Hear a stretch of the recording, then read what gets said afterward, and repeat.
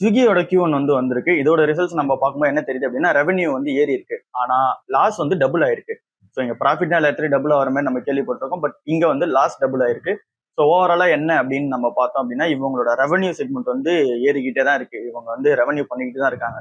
But ஆனா அதுக்கேற்ற மாதிரியே லாஸஸும் டபுள் ஆகிட்டே போயிட்டு இருக்கு. போன வருஷம் 600 கோடி லாஸ் பண்ணியிருந்தாங்க. இப்போ 1200 கோடி லாஸ் பண்ணியிருக்காங்க.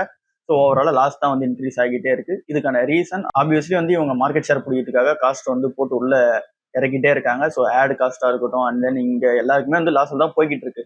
ஸோ இன்வெஸ்டர்ஸ் காசு எல்லாத்தையும் எடுத்து பரி பண்ணி உள்ள போயிட்டு இருக்காங்க. மார்க்கெட் ஷேர் பிடிக்கிறாங்கன்னு கேட்டீங்கன்னா அது அப்பாகிட்டே தான் இருக்கு. இவங்களோட ஆர்டர் வேல்யூ எல்லாம் பார்க்கும்போது ஏறிக்கிட்டே தான் இருக்கு. கிராஸ் ஆர்டர் வேல்யூ, அதாவது மொத்தமா இவங்களோட இன்ஸ்டாமார்ட், ஸ்விக்கி எல்லாத்தையும் ஆர்டர் பண்ற அந்த வேல்யூ 45% இயர் ஆன் இயர் அப்பா இருக்கு. ஃபுட் டெலிவரி, இந்த ஸ்விக்கியோட ஃபுட் டெலிவரி பார்க்கும்போது 8.9% அப்பா இருக்கு.